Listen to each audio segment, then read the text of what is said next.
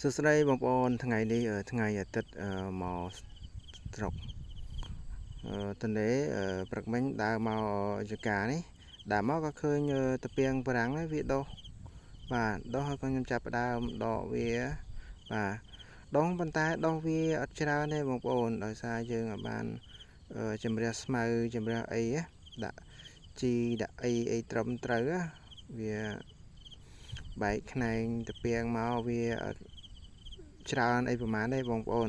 គាត់ថាឃើញទៅចង់ដកយកទៅ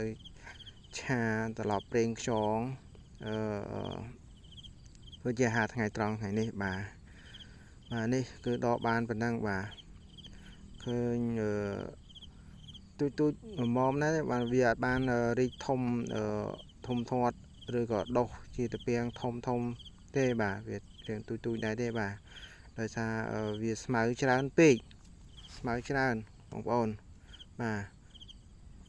អានេះវាដុះទិញតាពាងបែកខ្នែងឲ្យអស់ហើយបាទអានេះវាដុះ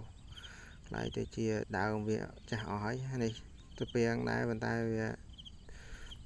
ដុះអត់សូវច្រើនដូចគេដូចឯងទេបាទដោយតែយើងវាមានស្មៅច្រើនពេកបាទអានេះធំ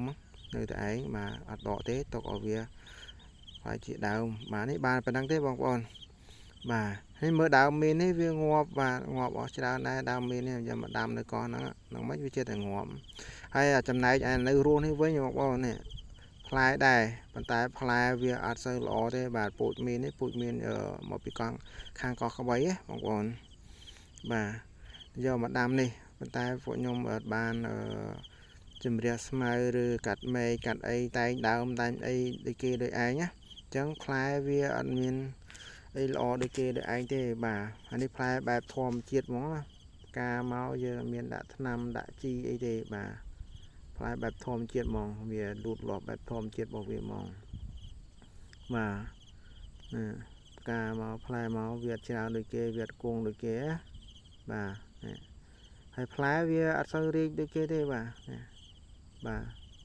ទតិចណាហើយដែលបានហូបទេមីនេះតែបងប្អូន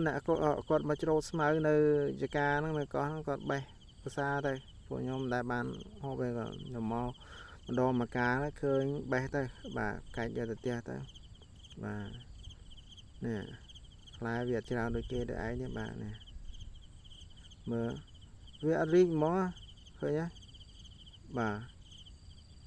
មកលើកមុនចេញផ្កាមកលើកនេះវារៀងផ្លែហើយនេះផ្លែខ្លះវាទុំខ្លះអីហើយ